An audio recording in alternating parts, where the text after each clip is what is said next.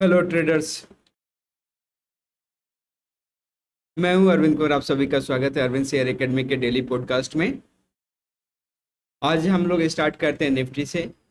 हमने निफ्टी का option chain open करके रखा हुआ है और ऑप्शन चेन को देखने से हमें ये रियलाइजेशन हो रहा है कि कॉल ऑप्शंस में बाइंग हो रहे हैं। कॉल ऑप्शंस में बाइंग हो रहे हैं और पुट ऑप्शंस को सेल किया जा रहा है। इसका मतलब है मार्केट का डायरेक्शन अपसाइड है।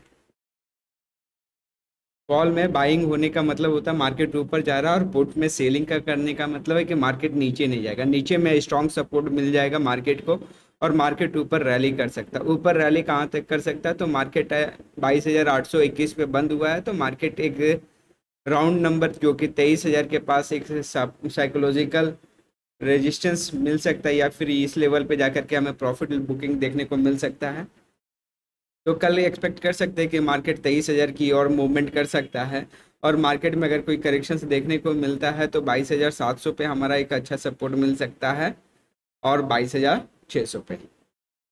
तो यहाँ से तो पता चल रहा है कि मार्केट ऊपर है, मार्केट का डायरेक्शंस बुलिश है। आइए स्टार्ट देखते हैं टेक्निकल। ये निफ्टी का डेली चार्ट ओपन करके रखा हुआ है और यहाँ पे आप देख पाओगे कि मार्केट एक राइजिंग चैनल में प्राइस मूवमेंट अपसाइड कर रहे हैं। कहते हैं ना कि बुरे समय में ही पता चलता है कौन सच्चा दोस्त और रिश्तेदार है।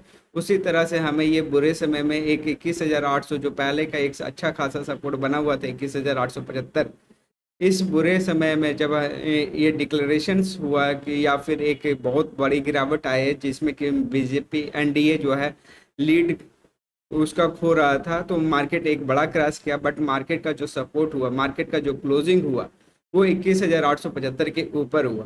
फिर उसी लेवल को टच करते हुए मार्केट ऊपर जा रहा है। अगेन मार्केट एक राइजिंग चैनल में इन कर चुके हैं, जहां से हमने पहले भी जैसा एनालिसिस था उसी तरह से एनालिसिस रहेगा। मार्केट यहाँ से 23,000 से लेकर के 23,300 तक के लिए मार्केट मूव कर सकता है। तो एक्सपेक्टेशंस हमारा यही है कि कल मार्केट अगर मूव करता है तो कल 23,000 तक जा सकता है मार्केट। यहाँ पे अगर हम देखें तो प्रायर रेजिस्टेंस हमें 23,038 के पास मिल सकता है और 23,038 के बाद 23,100। और मार्केट का अगर नीचे सपोर्ट देखते हैं तो लोअर टाइम फ्रेम में चले जाते हैं।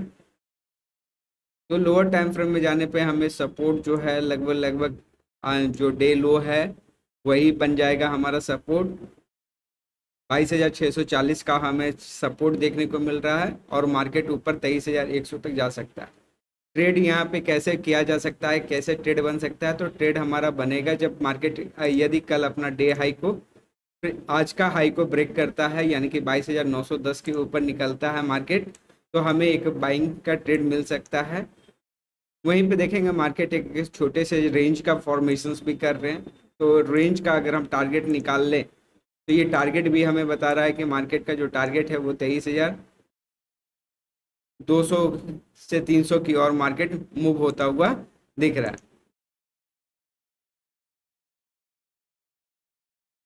ठीक है, तो यहाँ पे यहाँ पे आप देख पाएंगे क्लियरली कि मार्केट इस रेंज में रुका हुआ है। अगर इस रेंज को क्रॉस करता तो अच्छा मूवमेंट आ सकता है।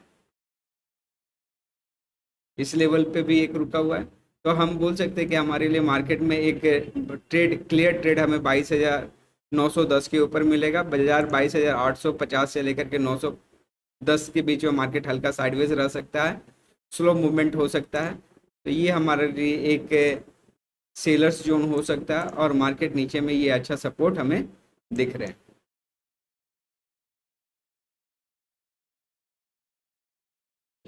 22,670 का हमारा सपोर्ट बन जाएगा। 22,850 से लेकर के 910 के बीच में मार्केट रेसिस्ट कर सकता है। थोड़ा स्लो मूवमेंट हो सकता है और उसके ब्रेकआउट के बाद 22,910 के बाद 23,110 की और मार्केट मूव कर सकते हैं। नेक्स्ट है हमारा बैंक निफ्टी। बैंक निफ्टी का ऑप्शन चेन निकाल लेता हूँ। ये जो मैं एनालिसिस करता हूँ ये एनएससी के जो वेबसाइट है वहाँ से मैं ऑप्शन चेन को रीड करता हूँ, क्योंकि ये ऑफिशियल वेबसाइट है तो यहाँ पे मुझे भरोसा होता है। वैसे बहुत सारे लोग जो है ऑप्स्ट्रा वगैरह में भी करते हैं, कोई दिक्कत नहीं है, वहाँ से भी कर सकते हैं।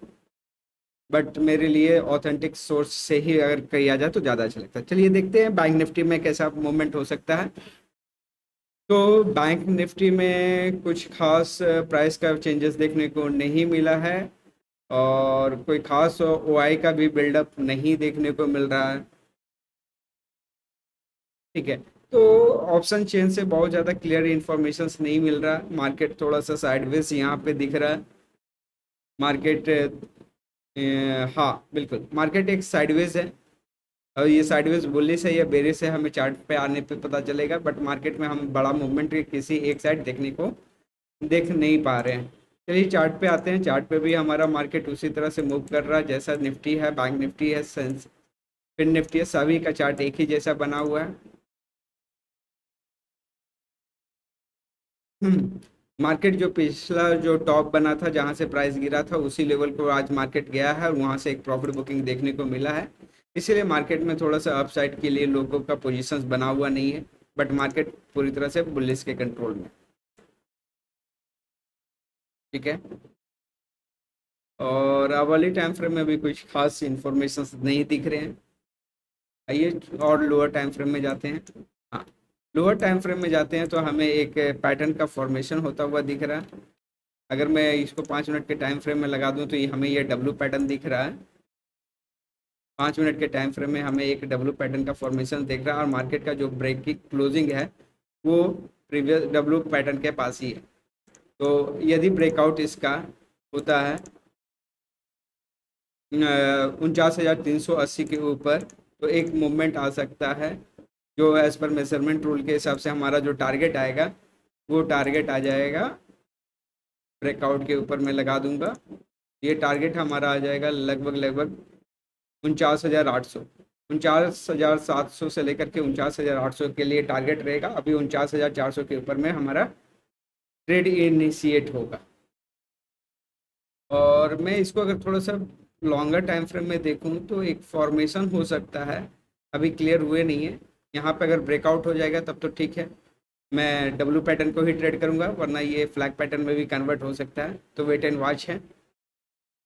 ठीक है। तो इसमें हमारा डब्लू पैटर्न बना हुआ है, वेट करते हैं अगर कल ब्रेकआउट करता है इसके ऊपर तो हमारा 49,400 के ऊपर निकलता है तो 49,700 से लेकर के 800 तक के लिए हमारा ट्रेड बनेगा।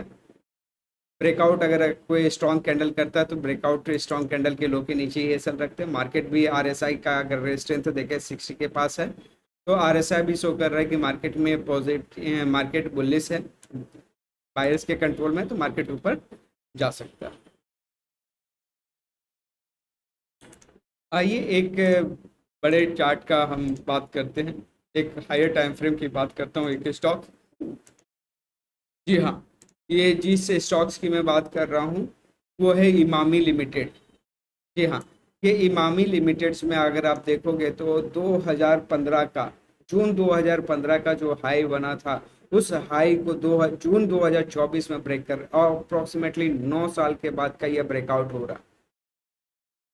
अब ब्रेकआउट पे इंटरेस्टिंग फैक्ट है कि आरएसआई अगर आप मंथली टाइम फ्रेम में देखो, अभी मंथली में बहुत समय बाकी है, अभी तो 5 दिन हुआ ही है।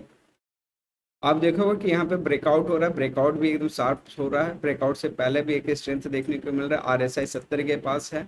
वहीं पे वॉल्यूम भी देखूं तो वॉल्यूम से भी हमें इंडिकेशंस मिल रहा है कि कुछ तो बड़ा हो रहा है इस लेवल पे।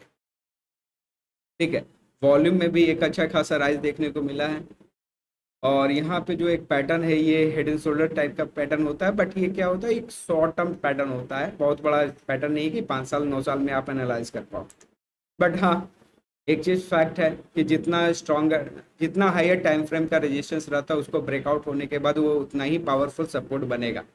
तो जो अभी ये रेजिस्टेंस बना हुआ है, स्ट्रॉन्गेस्ट रेजिस्टेंस बना हुआ है, जो कि प्राइस इमामी को 9 साल से ऊपर जाने नहीं दिया, रिटेस्ट के ऊपर निकल जाने के बाद, मार्केट का क्लोजिंग हो जाने के बाद ये शायद प्राइस अब इसके नीचे ना जा पाए, तो ये एक अच्छा ट्रेड सेटअप बन सकता है।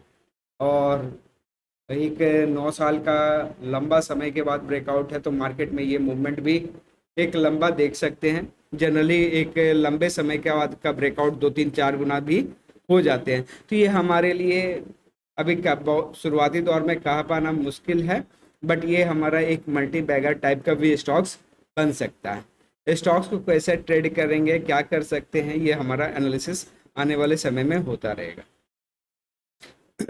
यहाँ पे देखिए कुछ तो फैक्ट है, यहाँ पे अगर वॉल्यूम को देखा जाए तो हमें वॉल्यूम भी बहुत कुछ बताया जाता है। देखिए यहाँ पे एक मार्केट लगातार नीचे आ रहा था, नीचे आ रहा था, बट यहाँ पे लास्ट फरवरी से यहाँ पे वॉल्यूम में इंक्रीमेंट हुआ और मार्केट यहाँ से बायर्स बड़े प्लेयर के कंट्रोल में आया, मार्केट ऊपर गया और ऊपर से प्राइस लगातार गिरने लगा। बट प्राइस गिरना और वॉल्यूम का गिरना ये संकेत दे रहा था कि मार्केट में यहाँ पे जो बाइंग हुआ है वो जस्ट एक छोटे छोटे लोग प्रॉफिट बुकिंग कर रहे, कोई यहाँ पे सेल ऑफ नहीं आ रहा है। फिर से मार्केट ने एक रैली पकड़ा और रैली भी एक बड़े वॉल्यूम के साथ, तो ये हमारे लिए एक काफ़ी शानदार ट्रेड हो सकता है। लोअर टाइम फ्रेम में देखेंगे तो हमारा वीकली, कल हमारा वीकली टाइम फ्रेम हो जाएगा और फ्राइडे का क्लोजिंग देखते हैं किस तरह से रहता है। अगर फ्राइडे का क्लोजिंग ये 685 के ऊपर रहता है और उम्मीद करता हूँ कि 710-15 के ऊपर रहे तो बहुत ही बेटर ट्रेड आने वाले दिनों में मिल सकता है। और वॉल्यूम देखेंगे तो वॉल्यूम भी काफ़ी अच्छा राइज किया हुआ है। तो यहाँ पे क्या करना चाहिए, थोड़ा सा वेट करना चाहिए। आरएसआई डेली टाइम फ्रेम में या वीकली टाइम फ्रेम में बहुत ज़्यादा ओवर बॉट हो चुके हैं, तो थोड़ा समय कंसोलिडेट करे और इसी लेवल पे रुक जाए, देन हमारे लिए एक बहुत ही अच्छा ट्रेड मिलने वाला है इमामी लिमिटेड से। पूरा वीडियो देखने के लिए धन्यवाद। आशा करता हूँ आपको एक वैल्यूबल इंफॉर्मेशंस मिले होंगे और आपकी जो भी राय फीडबैक है वो प्लीज़ कमेंट कर सकते हैं और मैं उम्मीद करता हूँ कि मैं अपने वीडियोस को कंटिन्यूटी कर पाऊँ। Thank you for watching.